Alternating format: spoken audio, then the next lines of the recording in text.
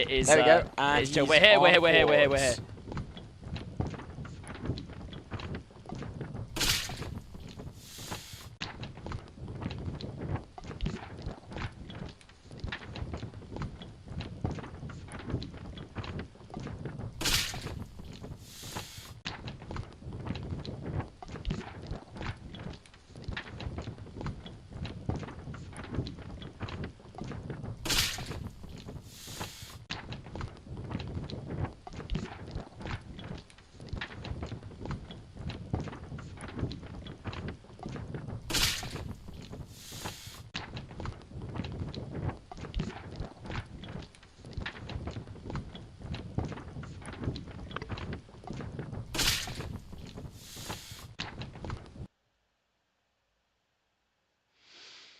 Welcome to Reading with Render Scene.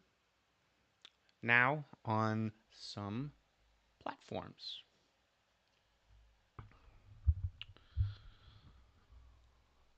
All right. Today we're going to read something new. We've got Tales of Suspense. This is a classic. Edgar Allan Poe. My grandmother gave me this one. So it's a used book, but I don't think it was actually read.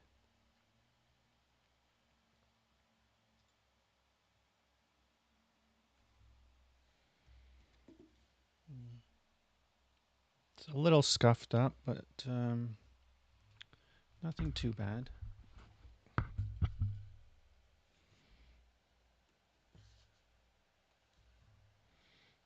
bit here, a bit there.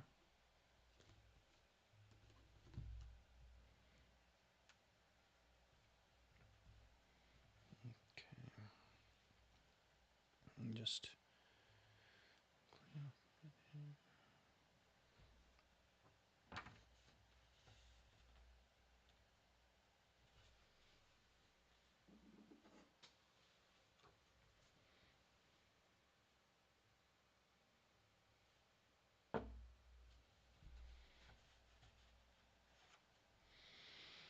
I have this lovely illustration here by Steve Salerno. I suppose there are a number of illustrations in here.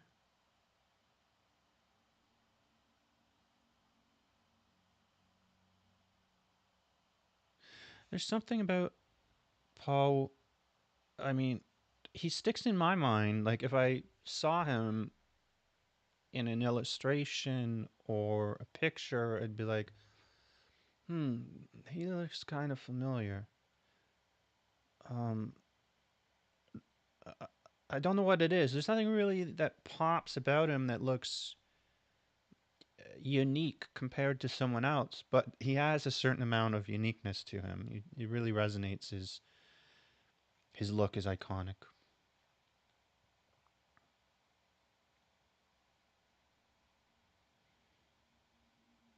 He's deep in thought here, writing something terrifying.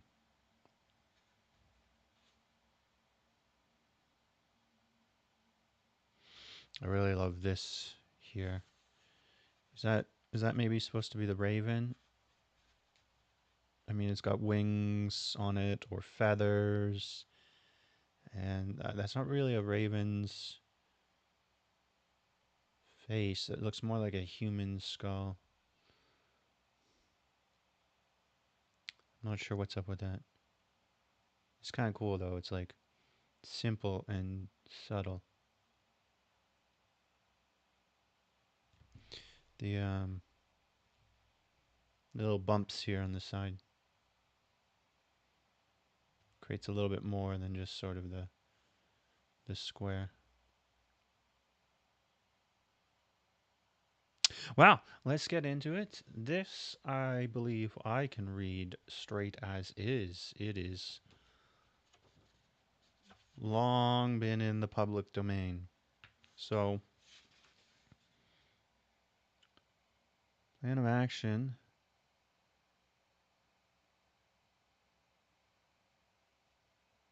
is I'm going to just read it as is.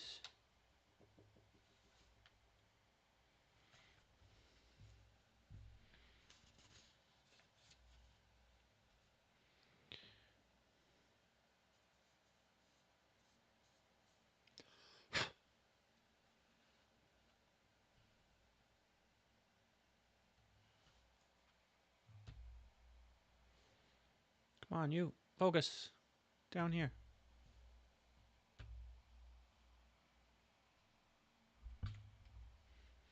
Let me, Sorry, technical issues while I deal with this focus. It doesn't like... There. It doesn't like the rock.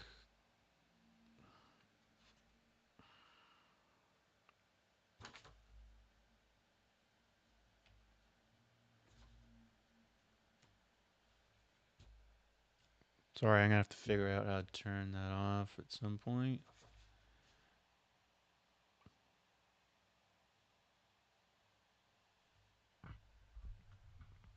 Or we'll do that. Low tax solutions. All right. So, again, let's jump in. Tales of Suspense by Edgar Allan Poe.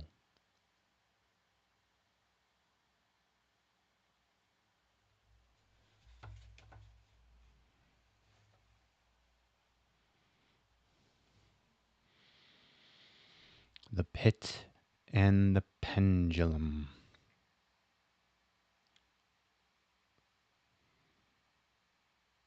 Impia toriam longas hic turba foios sanios inocia non satia aluit suspite nunc patra fracto nunc fornius antro mos ubi dia fuit vita saluc patient colataran composed for the gates of a market to be erected upon the site of the Jacobin clubhouse at Paris.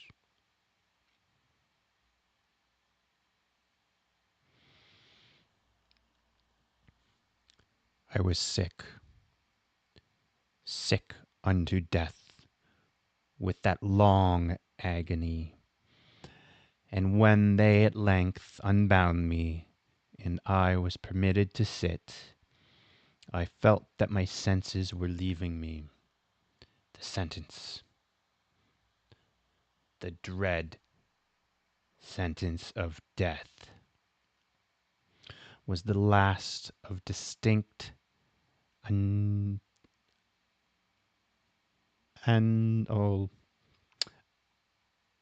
accentuation. Okay. Sorry, I was hoping to read straight as is, but let's see what that word is.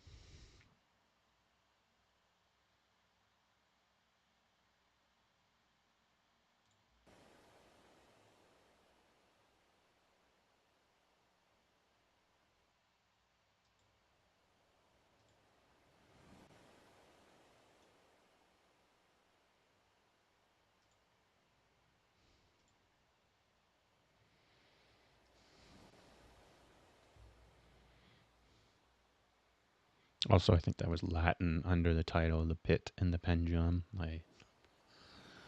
I would not doubt if I butchered that.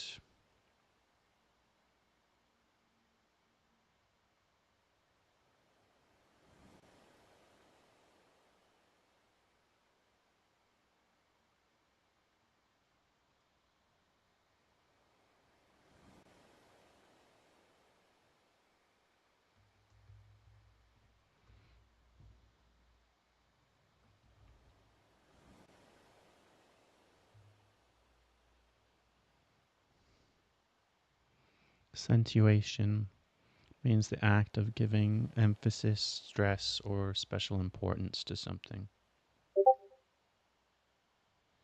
Hmm. All right, let's jump back in.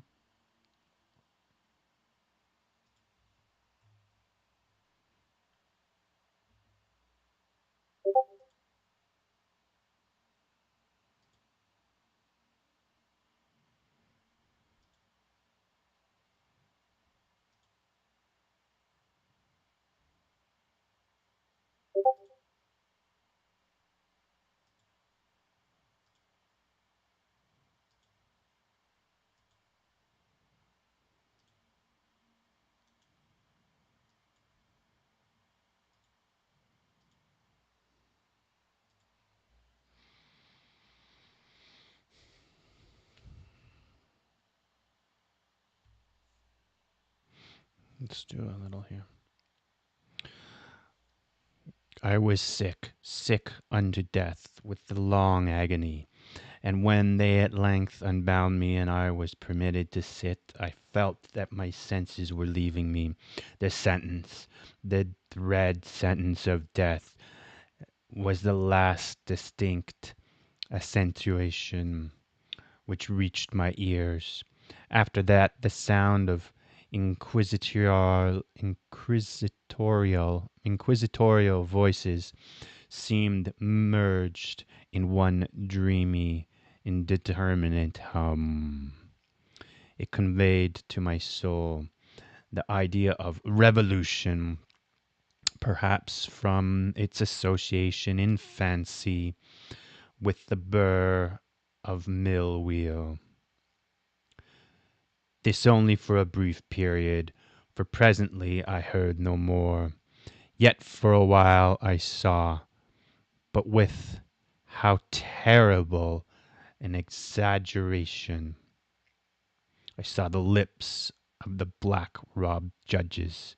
They appeared to me white, whiter than the sheet upon which I trace these words, and thin even to grotesqueness, thin with the intensity of their expressionless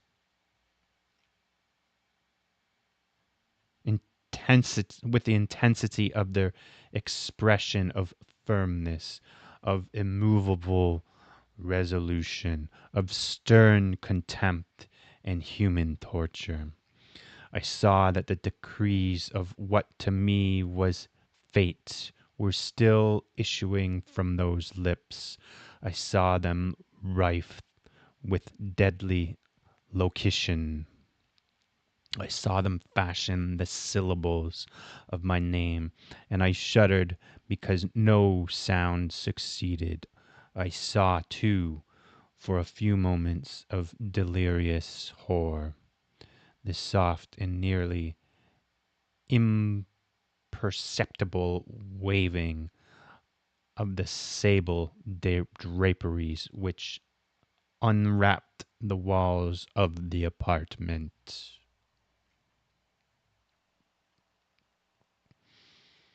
Hmm.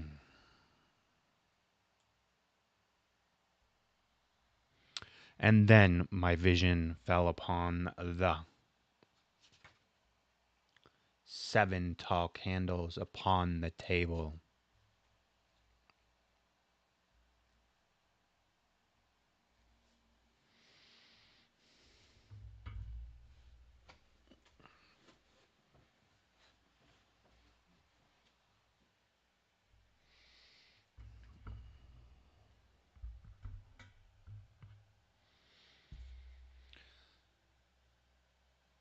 At first, they wore the aspect of charity and seemed white, slender angels who would save me. But then, all at once, there came a most deadly nausea over my spirit, and I felt every fiber in my frame thrill as I had touched the wire of a galvantic battery, while the angel forms became meaningless specters with heads of flame, and I saw that from there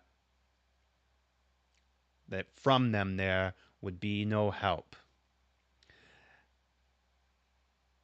And then there stole into my fancy, like a rich musical note, the thought of what sweet rest must be in the grave, the thought of gently and stealthily, and it seemed long before it had attained full appreciation. But just as my spirit came from the lengthly proper to feel and entertain it, the figures of the judges vanished, as if magically from before me.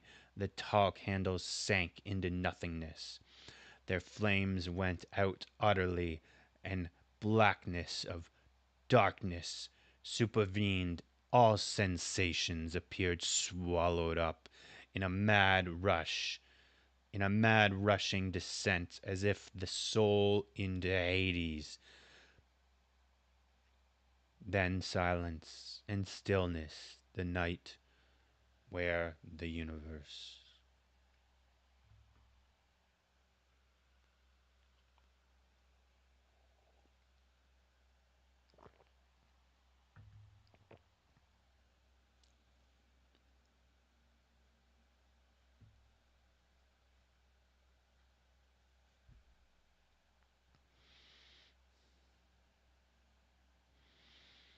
I had swooned, but still will not say that all of consciousness was lost. What of it there remained, I will not attempt to define or even to describe, yet all was not lost in the deepest slumber. No! In delirium. No! In a swoon. No! In death. No! Even in the grave, all is not lost. Else there is no immortality for man, arousing from the most profound of slumbers, we break the gossamer web of some dream, yet in a second afterward, so frail may the web have been, we remember not a second afterward.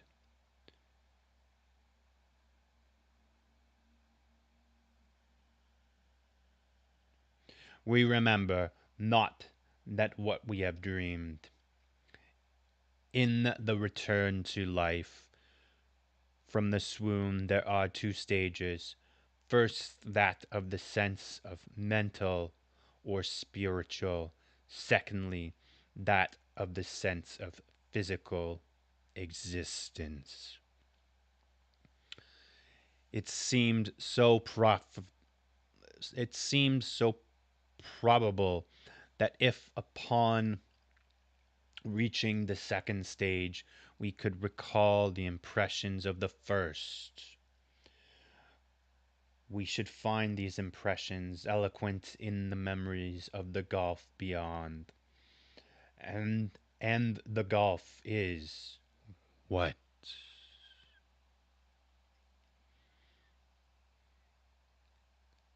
How at least shall we distinguish its shadows from those of the tomb?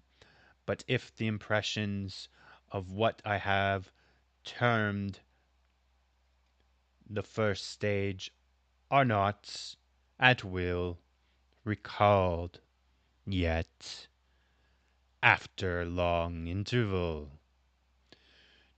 do they not come unbidden, while we marvel whence they come? He who has never swooned is not he who finds strange places and wildly familiar faces in coals that glow, is not he who beholds floating in midair the sad visions that many may not view,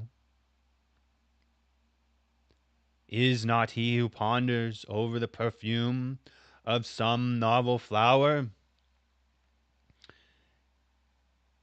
It is not he whose brain grows bewildered with the meaning of some musical cadence which has never before arrested his attention.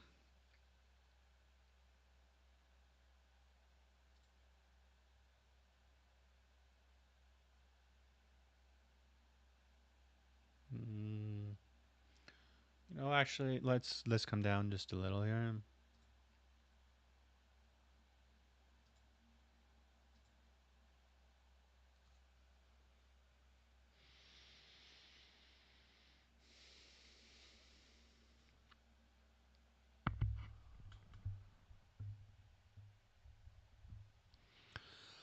Amid frequent the thoughtful endeavors to remember, amidst earnest struggles to regather some token of the state of seeming nothingness into which my soul has lapsed.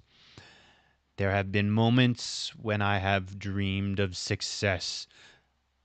There have been brief, very brief periods when I have conjured up remembrances which the lucid reason of the latter epoch assures me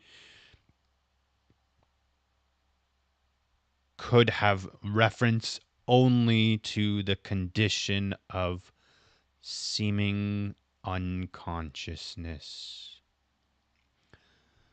These shadows of memories tell indistinctly of tall figures that lifted and bore me into silence, down, down, still down, till a hideous dizziness oppressed me at the mere idea of the interminableness of the descent.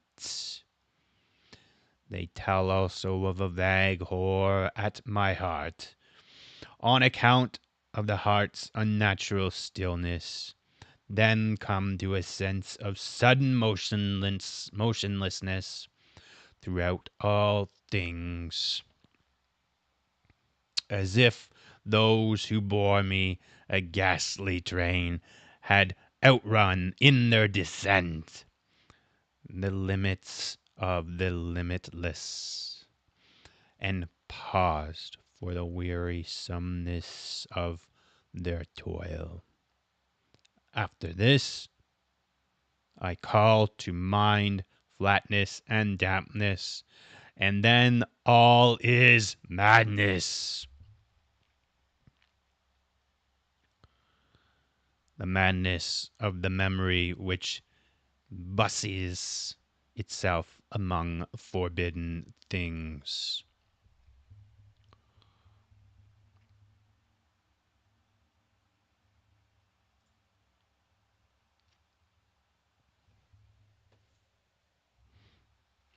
Very suddenly, there came back into my soul motion and sound, the tumultuous motion of the heart, and in my ears the sound of its beating. Then a pause in which all is blank. Then again sound and motion and touch. A tingling sensation pervaded my frame. Then the mere consciousness of existence without thought, a condition which lasted long. Then very suddenly, thought and shuddering terror. The earnest endeavor to comprehend my true state. Then a strong desire to lapse into insensibility. Then a rushing revival of soul and a successful effort to move.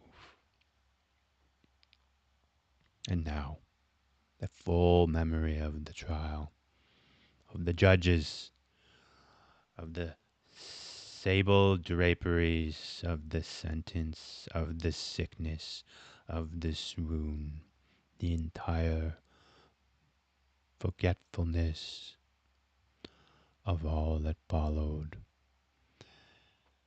of all that a latter day and much earnestness of endeavor have enabled me vaguely to recall.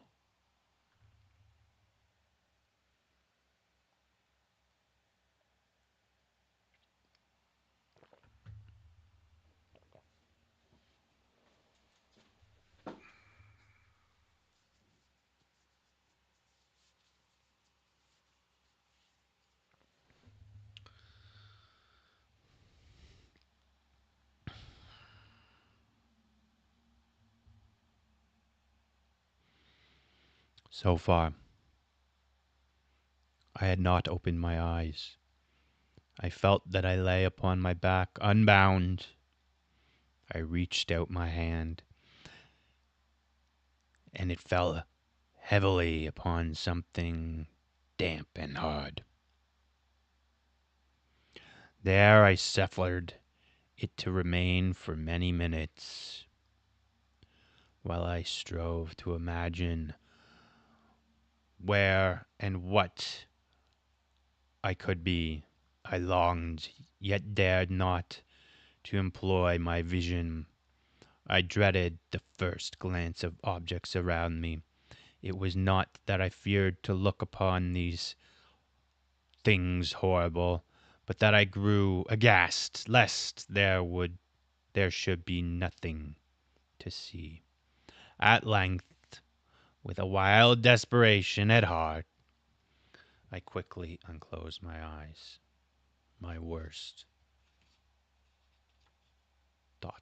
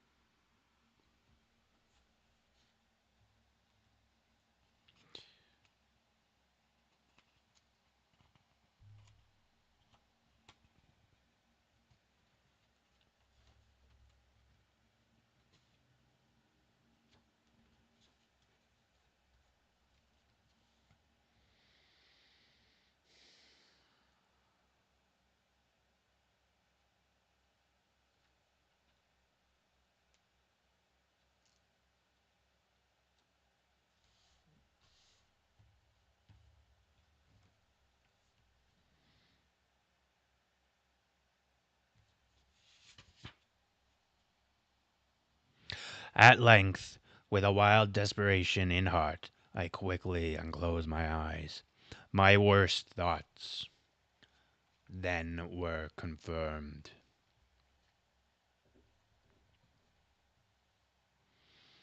The blackness of eternal night that encompassed me, I struggled for breath. The intensity of the darkness seemed to oppress and stifle me.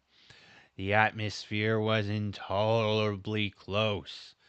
I lay still quietly and made effort to exercise my reason. I brought to mind the inquisitorial proceedings and attempted from that point to deduce my real condition. The sentence had passed, and it appeared to me that a very long interval of time had since elapsed.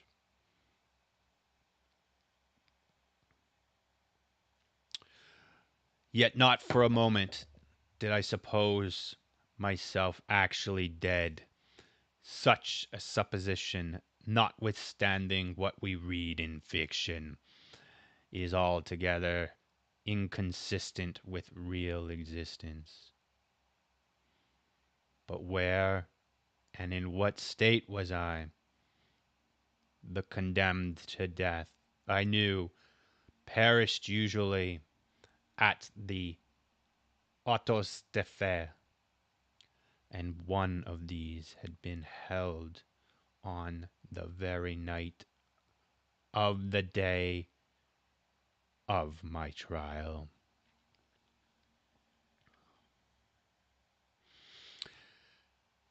Had I be had I been remanded to my dungeon to await the next sacrifice, which would not take place for many months, this I at once saw could not be. Victims had been in immediate demand. Moreover, my dungeon, as well as all the condemned cells at Toledo, had stone floors. The light was not altogether excluded.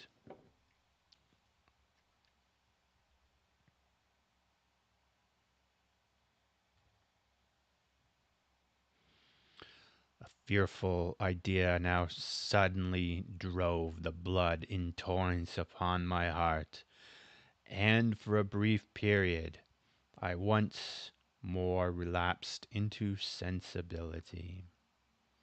Upon recovering, I at once startled.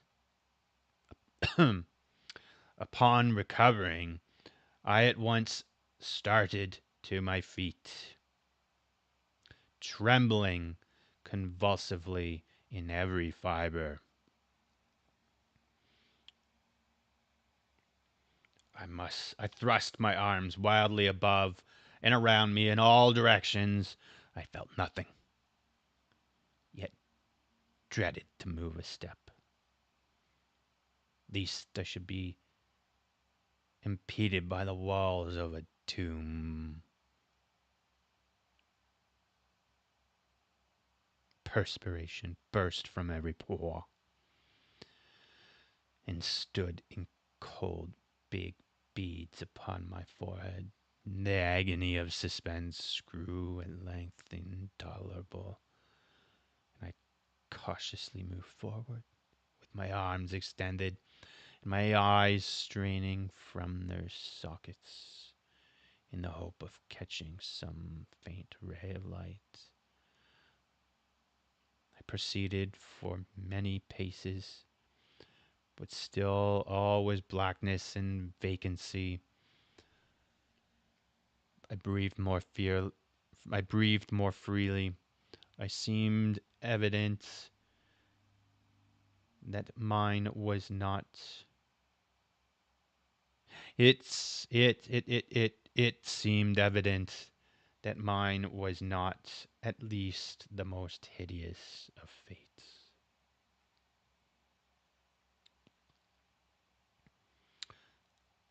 And now, as I still continued to step cautiously onward, there came thronging upon my recollection a thousand vague rumors of the horrors of Toledo, of dungeons there had been strange things narrated, fables I had always deemed them, but yet strange and too ghastly to repeat, save as a whisper, what I left to perish of starvation in this subterranean world of darkness, of what fate perhaps even more fearfully awaited me, that the result would be death, and death of more than customary bitterness. I knew too well the character of my judges to doubt. The mode and the hour were all that occupied or distracted me.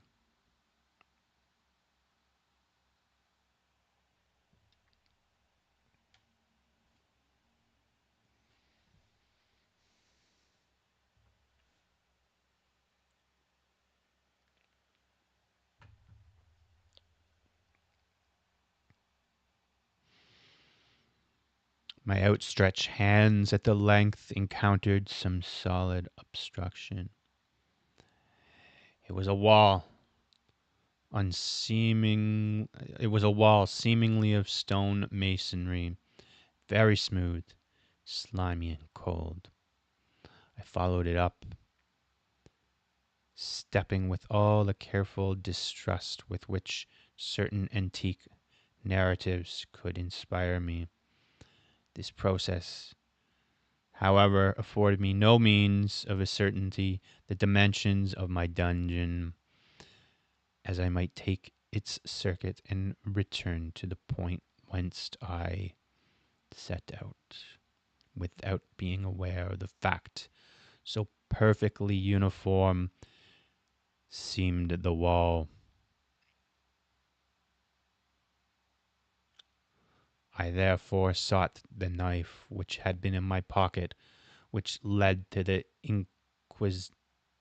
inquisitorial chamber. But it was gone. My clothes had been exchanged for a wrapper of coarse serge. I had thought of forcing the blade in some minute crevice of the masonry, so as to identify my point of departure. The difficulty, nevertheless, was but trivial, although, in the disorder of the fancy, it seemed first insuperable. I tore part of the hem from the robe and placed the fragment at full length and at right angles to the wall, and groping my way around the prison, I could not fail to encounter this rag upon completing the circuit. So at last I thought, but I had not counted upon the extent of the dungeon, or upon my own weakness. The ground was moist and slippery. I staggered onward for some time.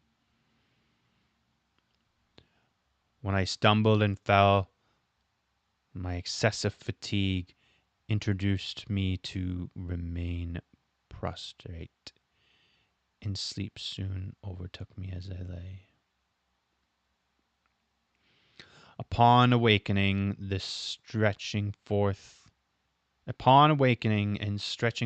an arm, I found beside me a loaf and a pitcher with water. It was too much I was too much exhausted to reflect upon this circumstance, but ate and drank with avidity.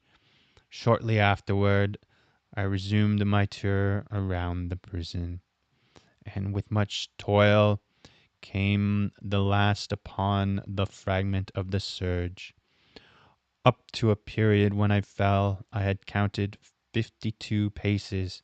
Upon resuming my walk, I had counted 48 more. When I arrived at the rag,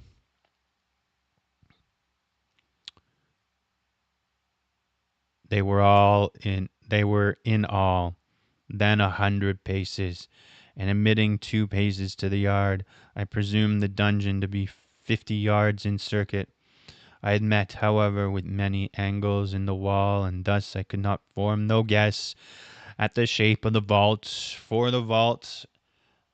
I could not help for the vault I could not help supposing to be.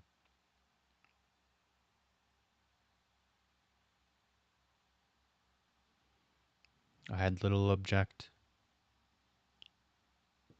certainly no hope in these researches, but a vague curiosity prompted me to continue them.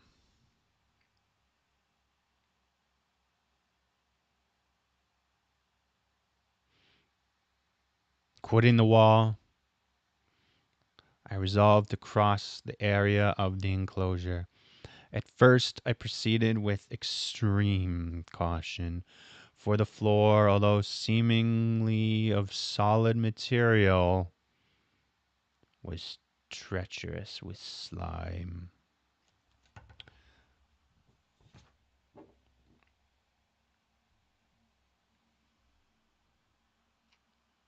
At length, however, I took courage and did not hesitate to step firmly, endeavoring to cross in as direct a line as possible. I had advanced some 10 or 12 paces in this manner when the remnant of the torn hem of my robe became entangled between my legs. I stepped on it and fell violently on my face.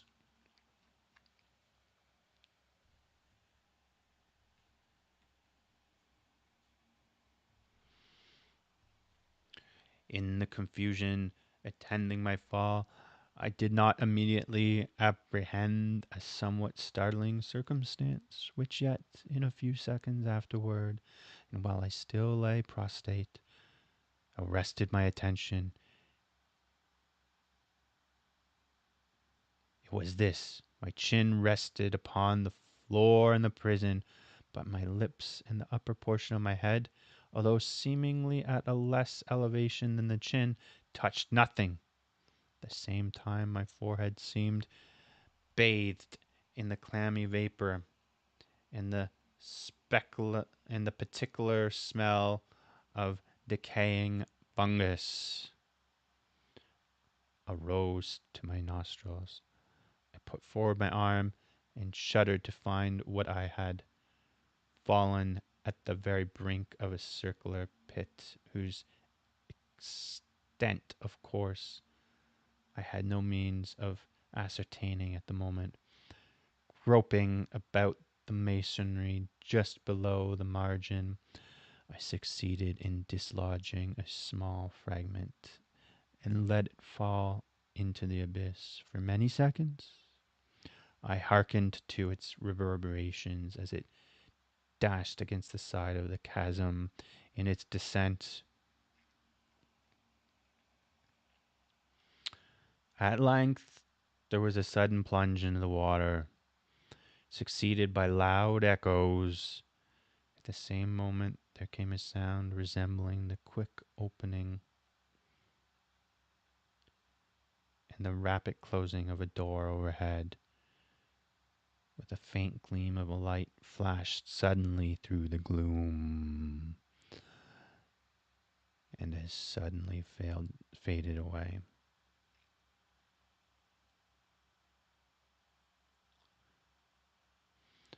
I saw clearly the doom which had been prepared for me, and congratulated myself upon the timely accident by which I had escaped.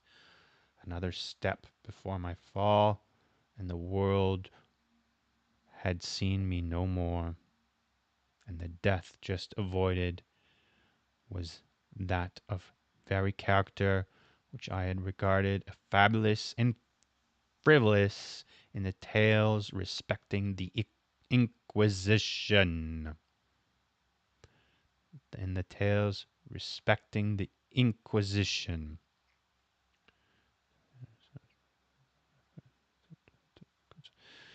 To the victims of its tyranny, there was the choice of death with its dearest physical agonies, or death with its most hideous moral horrors. I have been reserved for the latter.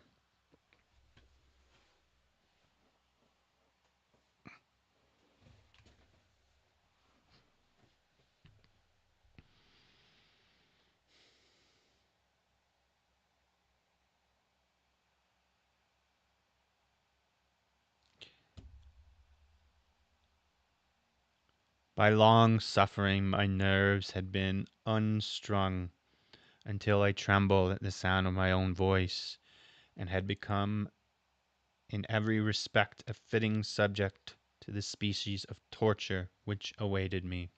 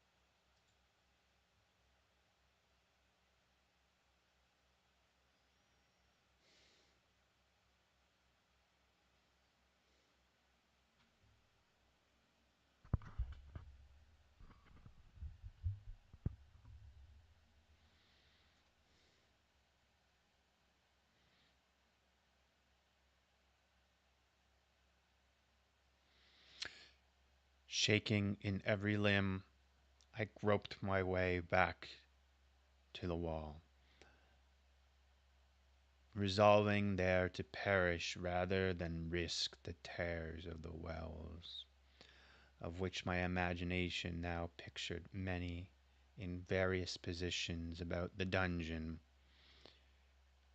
In other conditions of mind, I might have had the courage to end my misery at once by a plunge into one of the abysses. But now I was the veriest of cowards. Neither could I forget what I had read of these pits, that the sudden extinction of life formed no part of their most horrible plan.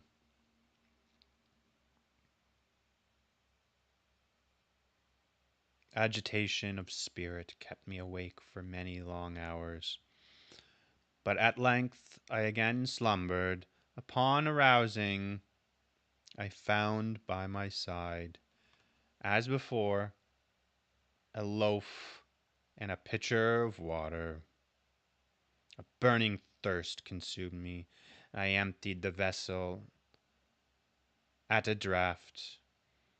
It must have been drugged, for scarcely had I drunk before I became irresistibly drowsy. A deep sleep fell upon me, a sleep like that of death, a sleep like that of death. How long it lasted, of course I know not, but when, once again, I unclosed my eyes, the objects around me were visible by a wild sulphureous luster, the origin of which I could not at first determine. I was enabled to see the extent and aspect of the prison.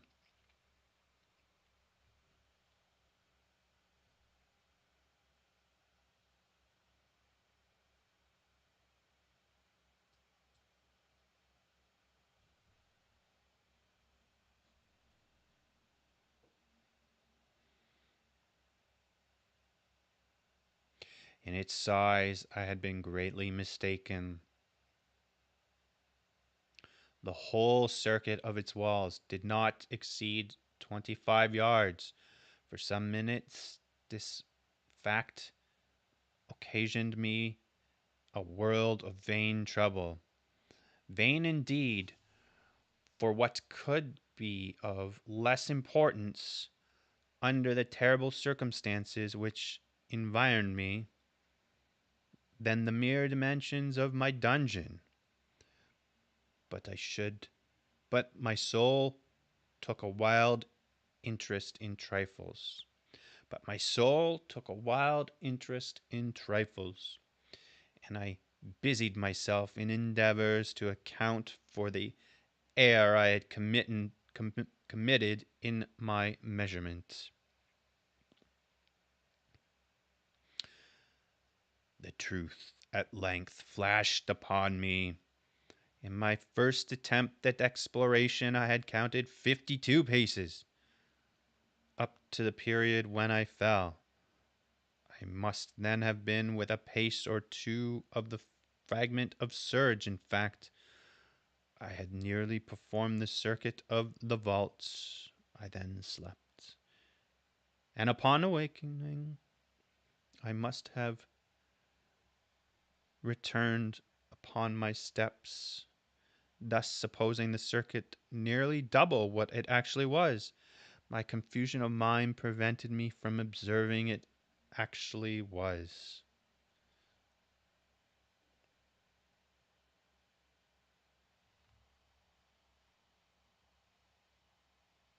My confusion of mind prevented me from observing that I had began my tour with the wall to the left and ended it with the wall to the right.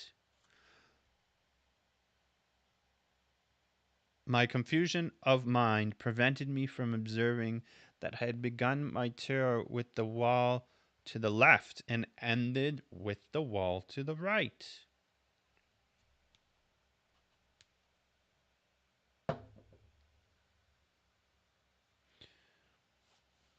I had been deceived, too, in respect to the shape of the enclosure. In feeling my way, I had found many angles, and thus deduced an idea of great irregularity. So potent is the effect of the total darkness upon one.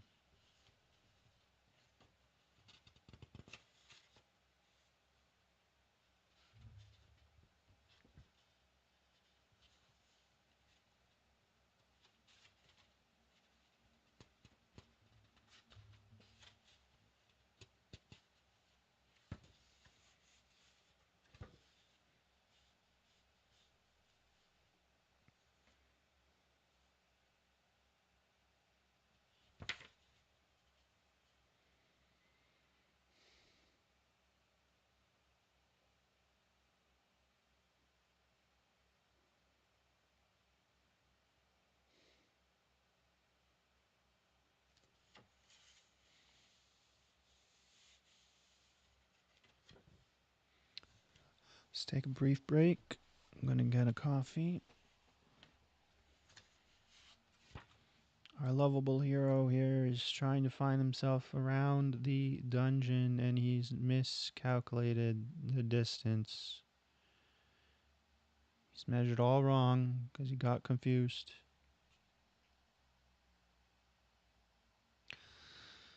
I had been deceived, too, in respect to the shape of the enclosure. In feeling my way, I had found many angles, and thus deduced an idea of great irregularity. So potent is the effect of the total darkness upon one, arousing from lethargy or sleep.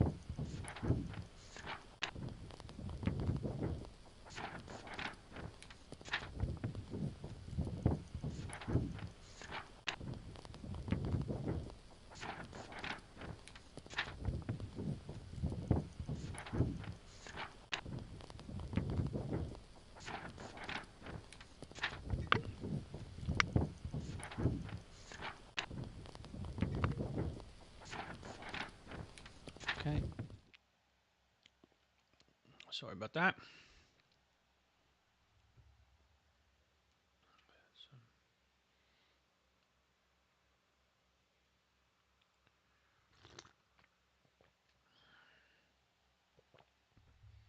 It's good coffee with almond milk.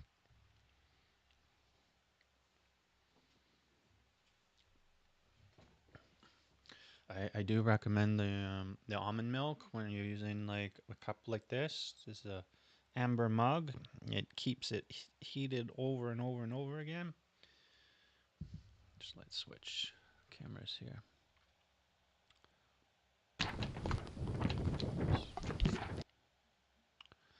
Oops. This is it, it heats up. It heats up. So if you put regular milk in here, it'll curdle. But the almond milk doesn't curdle, so you can leave it there for like an hour, and it doesn't have like creme brulee on it. Anyways, sorry. Let's jump back into the book here. Scare myself if I spill coffee all over that.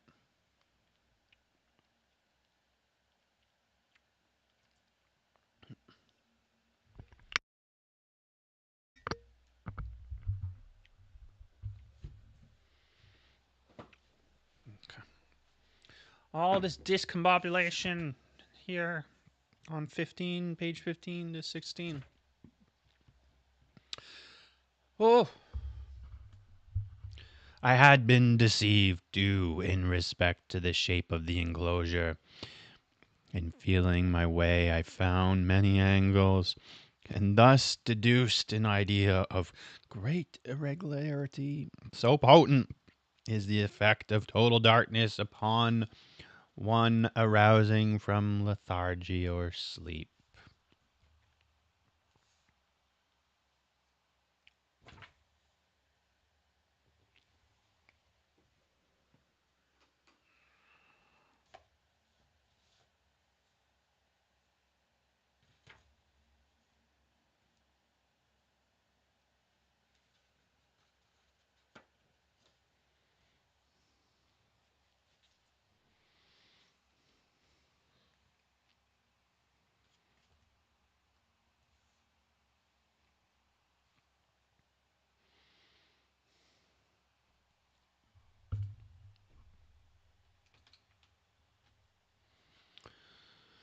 The angles were simply those of a few slight depressions or niches at odd intervals.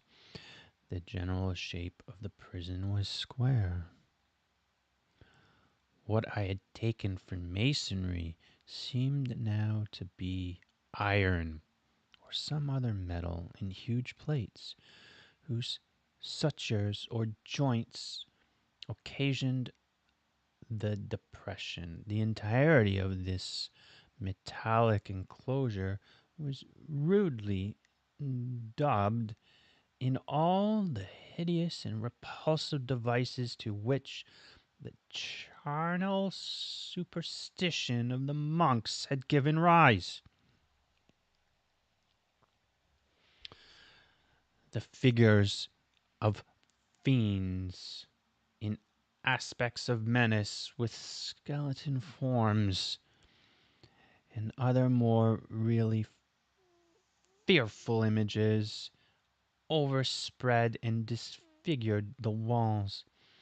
I observed that the outlines of these monstrosities was sufficiently distinct, but that the colors seemed faded and blurred, as if from the effects of a damp atmosphere. I now noticed the floor, too, which was of stone. In the center yearned the circular pit from whose jaws I had escaped, but it was the only one in the dungeon. All this I saw indistinctly, and by much effort of my personal condition had been greatly changed during slumber. I now lay upon my back and at full length on a species of low framework of wood.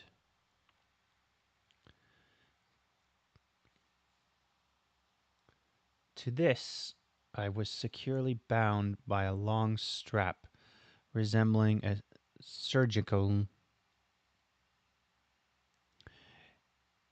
It passed in many convolutions about my limbs and body, leaving at liberty only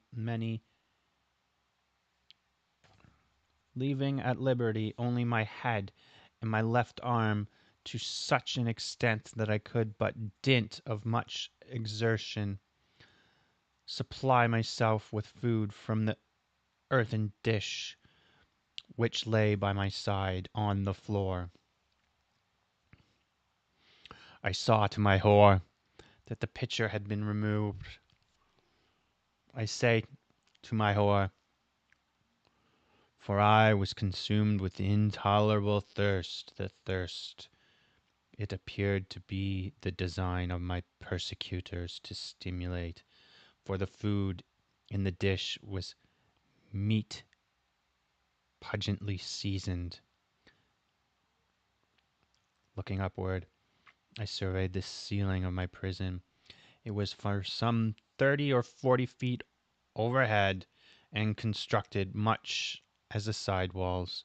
In one of its panels, a very singular figure riveted my whole attention.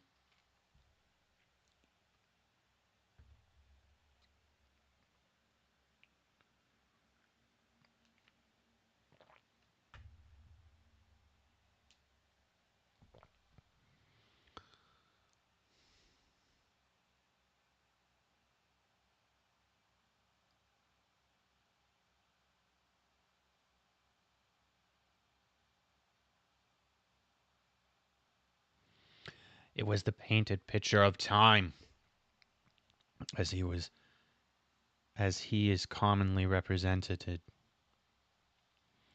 save that in lieu of a scythe, he had what he held what, at a casual glance, I supposed to be the pictured image of a huge pendulum,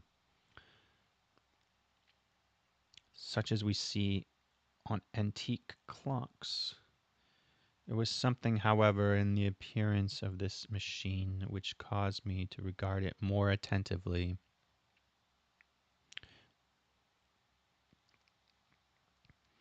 While I gazed directly upon it, for its position was immediately over my own, I fancied that I saw it in motion, and in an instant afterward the fancy was confirmed.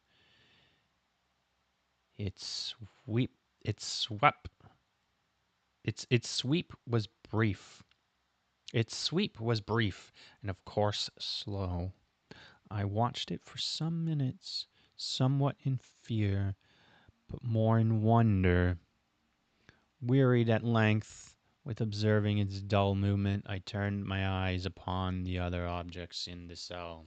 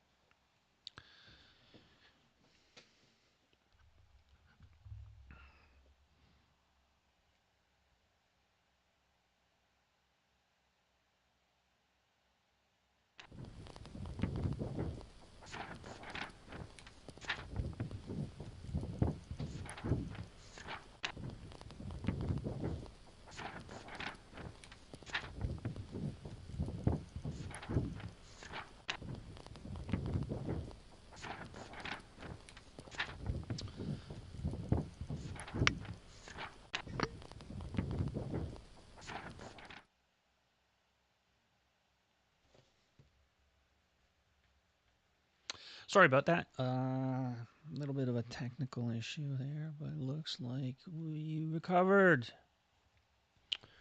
All right.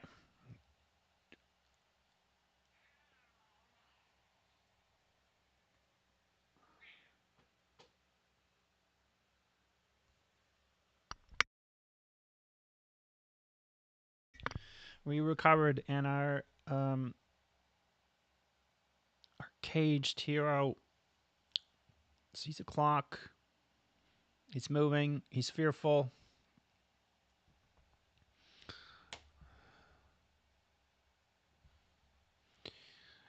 And let's get back into this here. Okay. Let's get in here.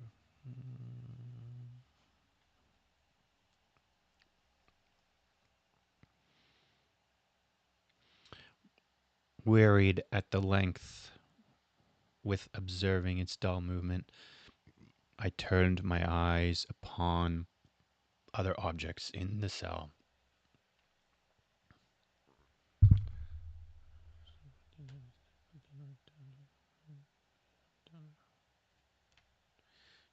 Okay, so he's observing, he's perceiving other things in this cell.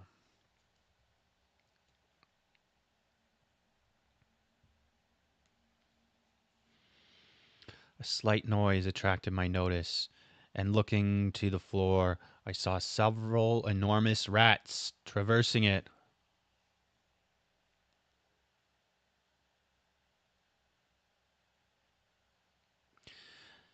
They had issued from the well, which lay just within view to my right. Even then, while I gazed, they came up in troops, hurried with ravenous eyes, allured by the scent of meat. From this, it required much effort and attention to scare them away.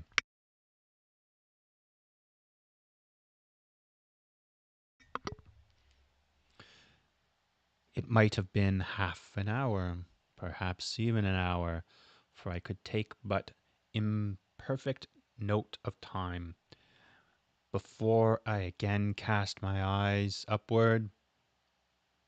What I then saw confounded and amazed me. The sweep of the pendulum had increased in extent by nearly a yard.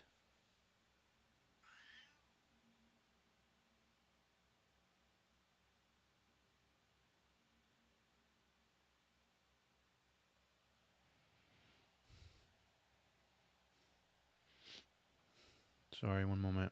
My cat Charles wants to go outside. Be right back.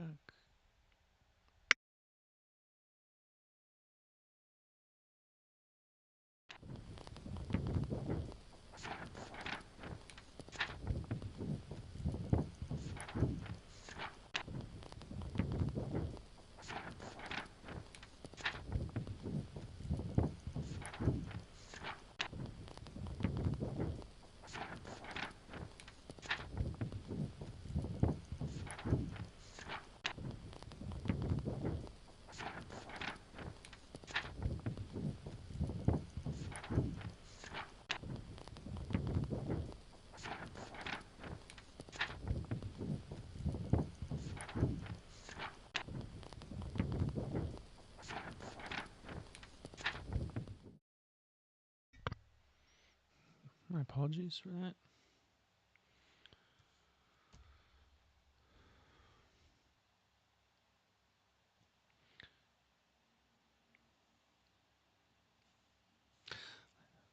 A slight noise attracted my notice, and then looking on the floor, I saw several enormous rats traversing it.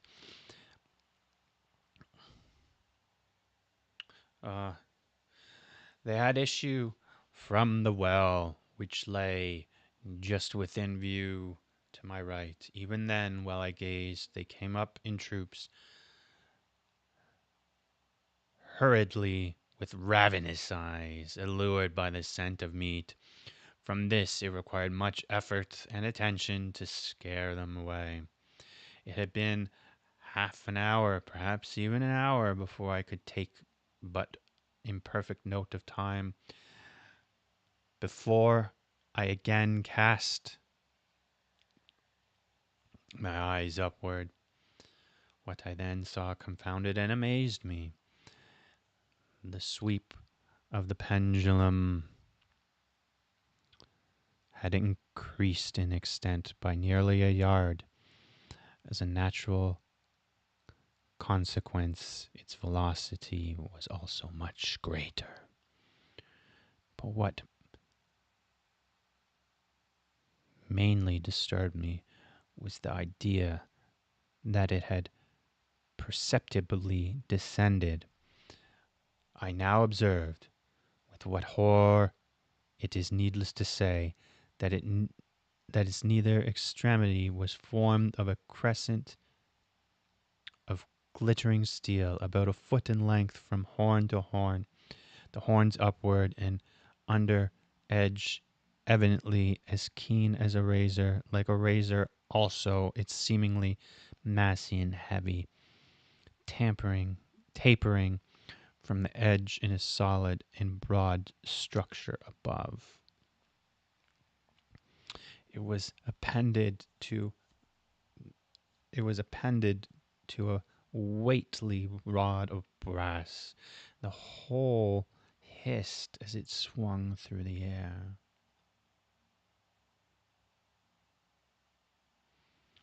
I could no longer doubt the doom prepared for me by monkish ingenuity in torture.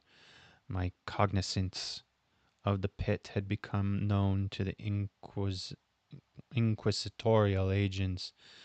The pit whose horrors had been destined for so bold and recusant as myself. The pit, typical of hell, and regarded by rumor as the ultima thule of their punishments. The plunge into this pit I had avoided by the merest of accidents, and I knew that surprise or entrapment into torment formed an important portion of all the grotesquerie of these dungeon deaths.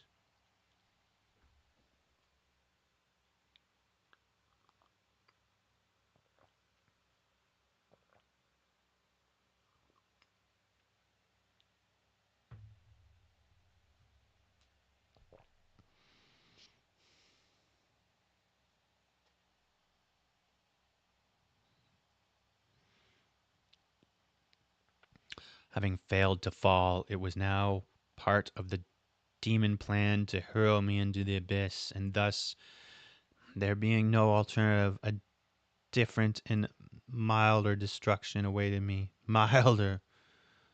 I half smiled in my agony as I thought of such application of such a term.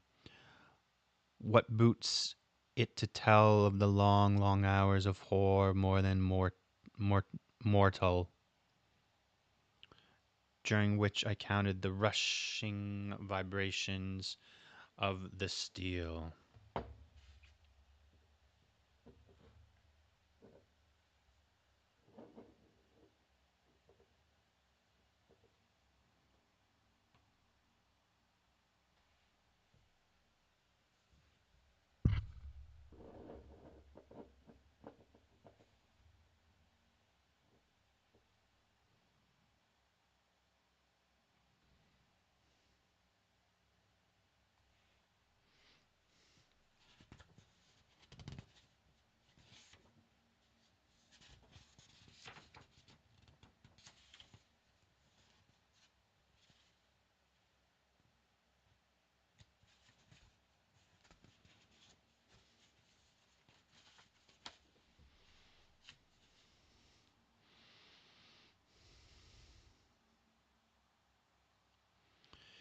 Inch by inch, line by line, with a descent only appreciable at intervals that seemed ages. Down and still down it came. Days passed. It might have been that many days passed. Here it swept so closely over me as to fan me with its acrid breath. The odor of the sharp steel forced itself into my nostrils. I prayed. I wearied heaven with my prayer for its more speedy descent. I grew frenetically mad and struggled to force myself upward against the sweep of the fearful scimitar. And then I felt suddenly calm and lay smiling in the glittering death as a child of some rare bauble.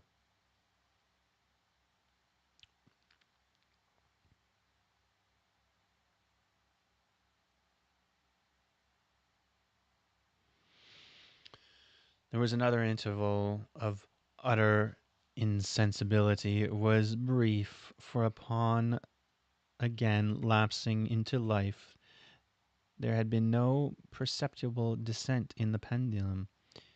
But it might have been long, for I knew there were demons who took note of my swoon, and who could have arrested the vibration at pleasure. Upon my recovery, too, I felt very, inexpressibly sick and weak, as if through long inhalation, even amid the agonies of the pain, the human nature carved food. With painful agonies at that period, with painful effort, I outstretched my left arm as far as my bonds permitted and took possession of a small remnant which had been spared me by the rats. As I put a portion of it within my lips, there rushed to my mind half formed thought of joy, of hope. Yet what business had I with hope? It was, as I say, half formed, though. Man has many such which are never completed. I felt that it was of joy, of hope, but I felt that it had perished in its formation. In vain I struggled to perfect, to regain it. Long suffering had nearly annihilated all my ordinary powers of mind. I was an imbecile, an idiot.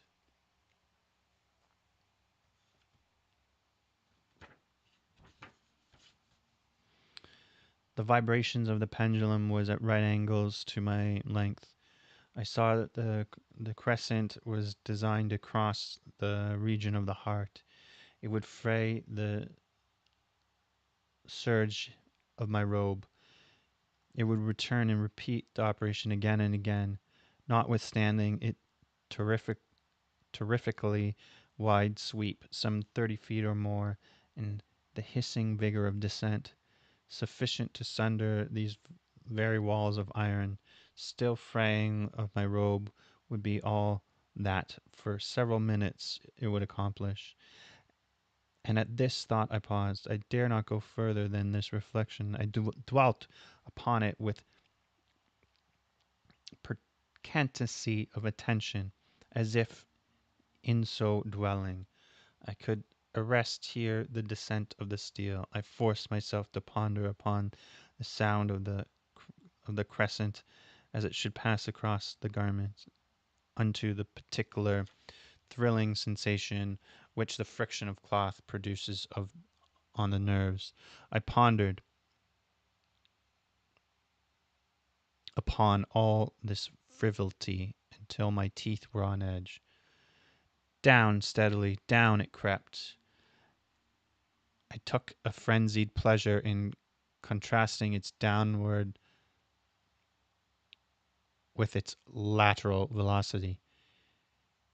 To the right, to the left, far and wide, with the shriek of the damned spirit to my heart, with the stealthy pace of the tiger, I alternate, I alternated, I alternately laughed and howled as the one or the other idea grew predominant.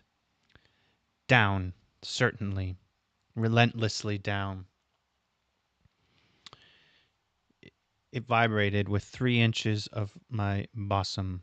I struggled violently, furiously, to free my left arm. This was free only from the elbow to the hand. I could reach the latter from the platter beside me to my mouth with great effort, but no further could I have broke the fastenings above the elbow. I would have seized and attempted to arrest the pendulum.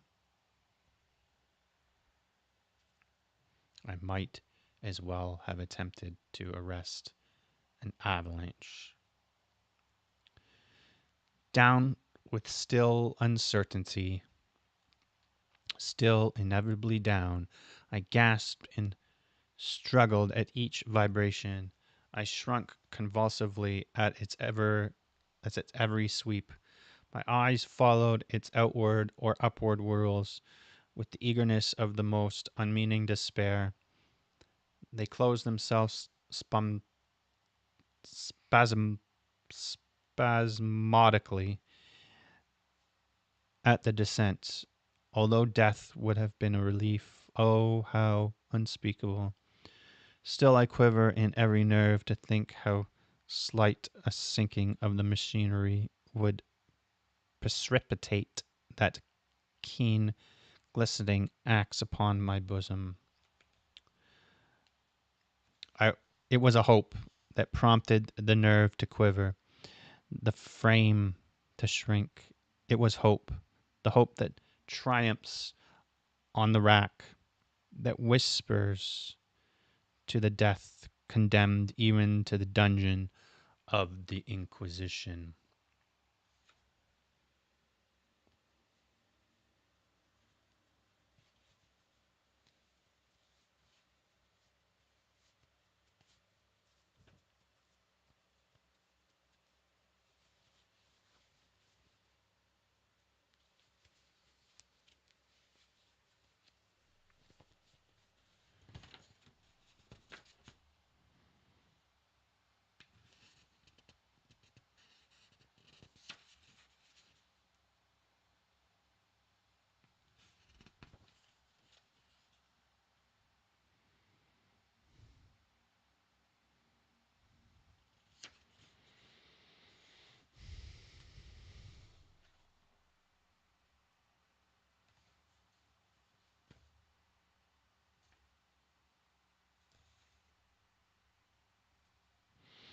I'd scarcely.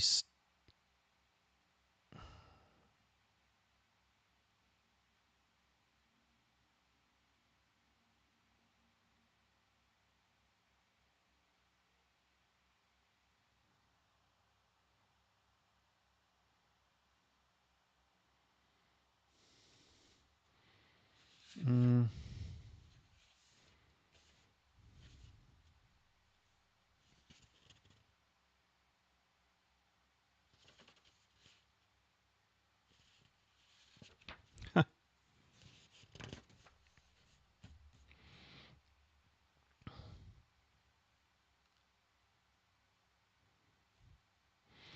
I saw that some 10 or 12 vibrations would bring the steel in actual contact with my robe.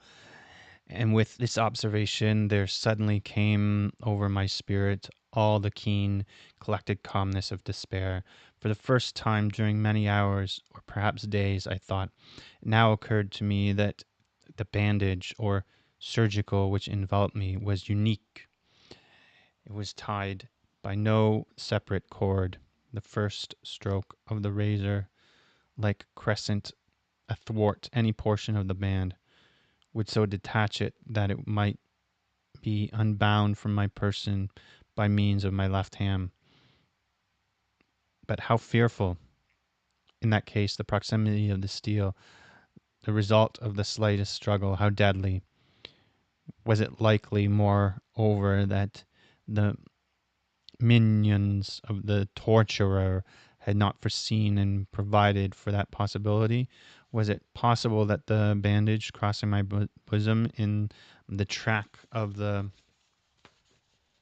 pendulum, dreading to find my fate, as it seemed, my last hope frustrated, I so far elevated my head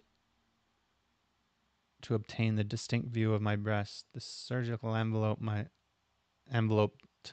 limbs and body close in all directions, save in the path of the destroying crescent. Scarcely had I dropped my head back into its original position when there flashed upon my mind what I cannot better describe than as the uniformed half of that idea of deliverance to which I had previously alluded, and of which a melody only floated intermittently though my brain as I raised food to my burning lips.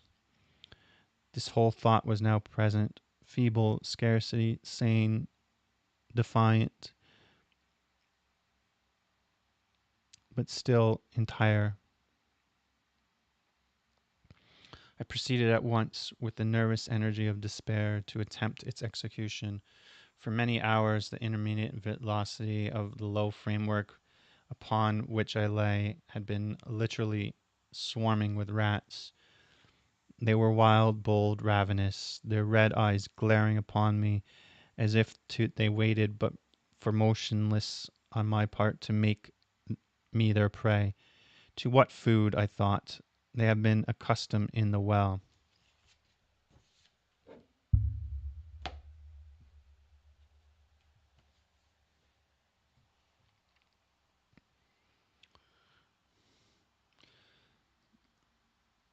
They had devoured, in spite of all my efforts to prevent them, all but a small remnant of the contents of the dish. I had fallen to a habitual seesaw or wave of the hand about the platter, and the length, the unconscious uniformity of the movement deprived of its effect. In their ferocity, the vermin frequently fashioned their sharp fangs to my fingers, with the particles of the oily and spicy viand which now remained. I thoroughly rubbed the bandages wherever I could reach it.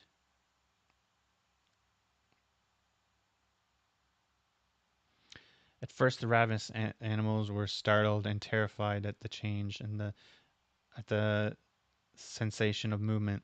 They shrank, alarmed back. Many sought the well, but this was only for a moment.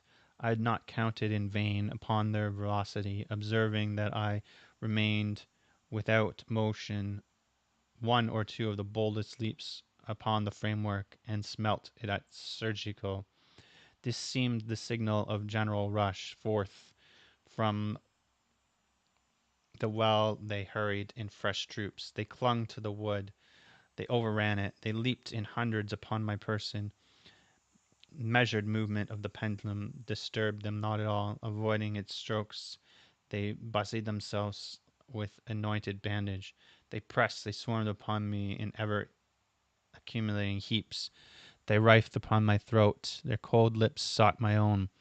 I was half stifled by their thronging pressure. Disgust, for which the world had no name, swelled my bosom and chilled with heavy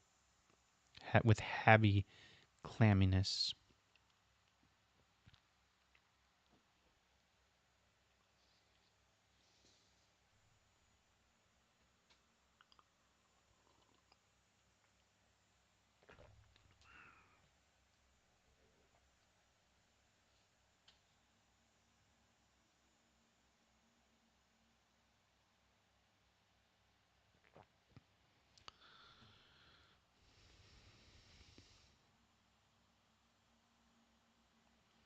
With heavy clamminess, my heart.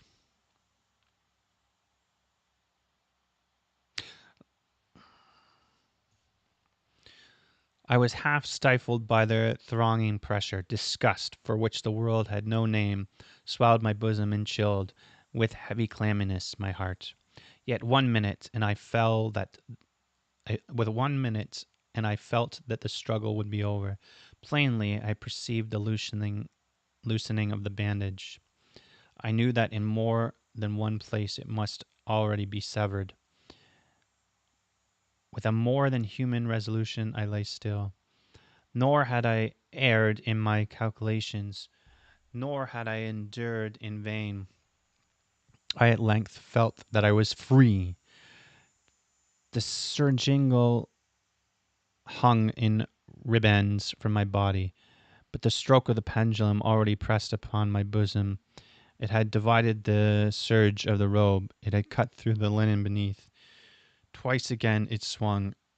and a sharp sense of pain shot through every nerve. But the moment of escape had arrived.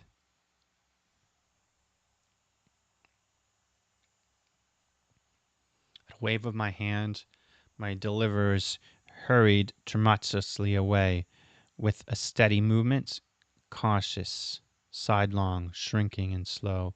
I slid to the embrace of the bandage and beyond the reach of the scimitar. For that moment, at least, I was free. Free! And in the gasp of the Inquisition, I had scarcely stepped from my wooden bed of horror upon the stone floor of the prison when the motion of the hellish machine ceased, and I beheld it drawn up by some invisible force through the ceiling. This was a lesson which I took desperately to heart. My every motion was undoubtedly watched. Free! I had but escaped death in one form of agony to be delivered into a worse than death in some other. With that thought, I rolled my eyes nervously around the barriers of iron and hemmed in me. Something unusual, some change which at first I could not appreciate distinctly. It was obvious had taken place in the apartment. For many minutes of dreamy and trembling abstraction, I busied myself in vain, unconnected conjecture. During this period, I became aware for the first time of the origin of the sulphureous light which illuminated the cell. It proceeded from a fissure about half an inch in width,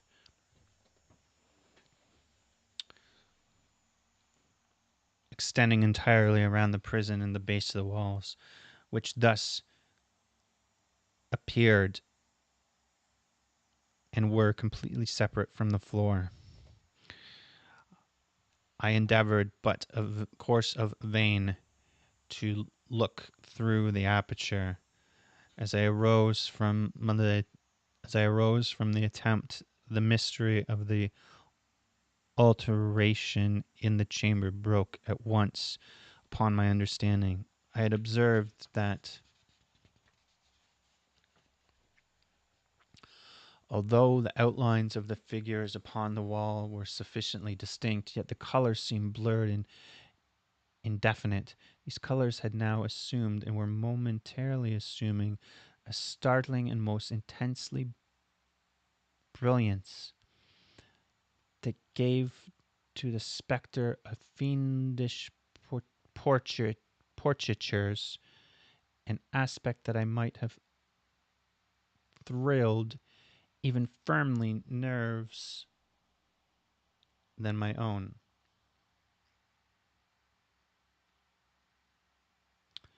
Demon eyes of a wild and ghastly vivacy glared upon me in a thousand directions. There were none had been visible before, and gleamed with the lurid lustre of a fire that I could not force my imagination to regard as unreal.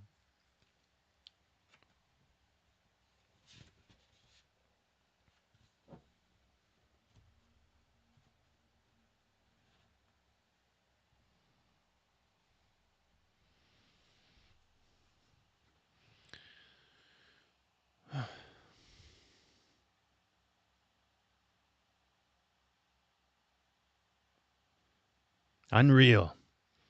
Even while I even while I breathed there came to my nostrils the breath of the vapor of heated iron. A suffocating odor prevailed the prison.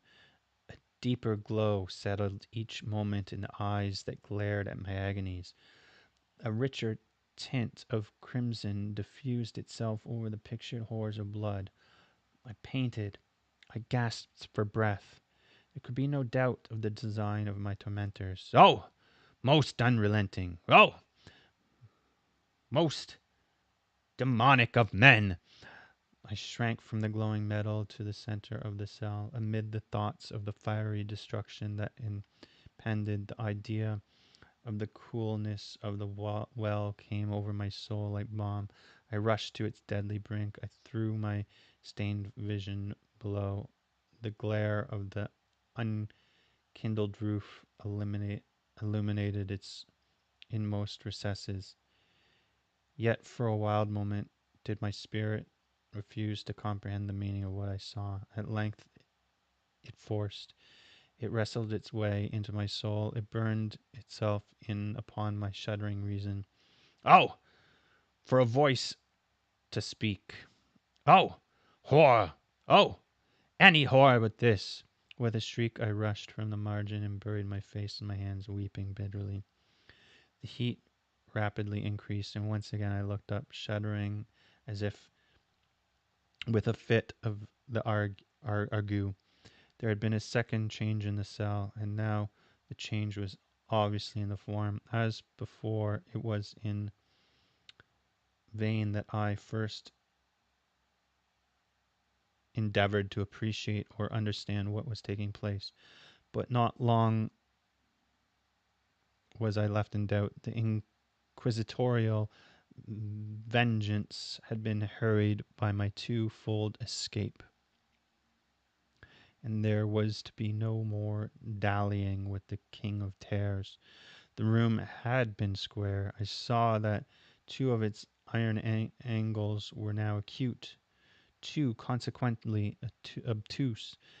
The fearful difference quickly increased with a low rumbling or moaning sound, and in an instant the apartment had shifted its form into that of a lozenge.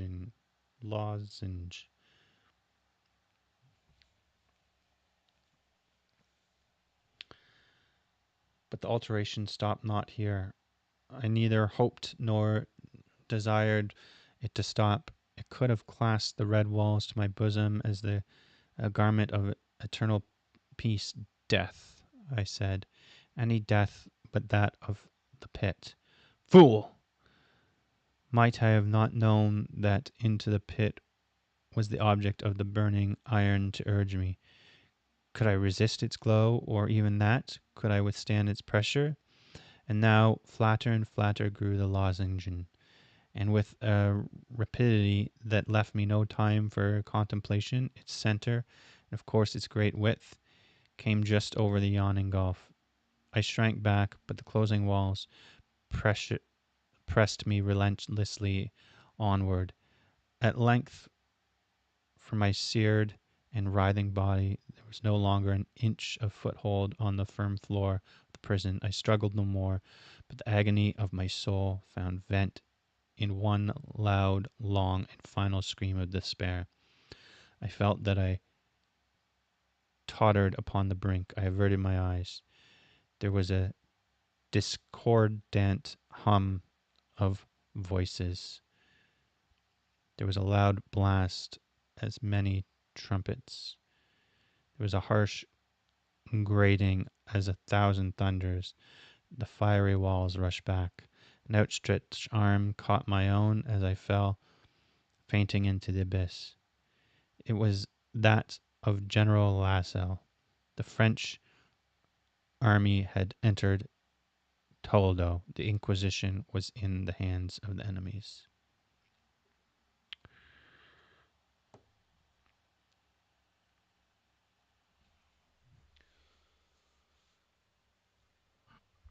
Oh, wow.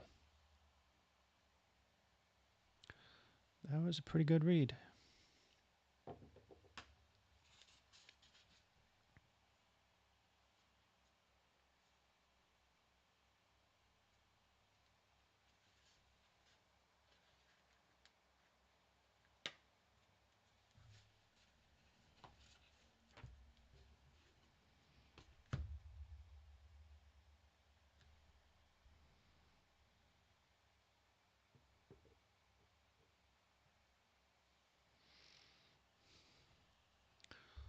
All right.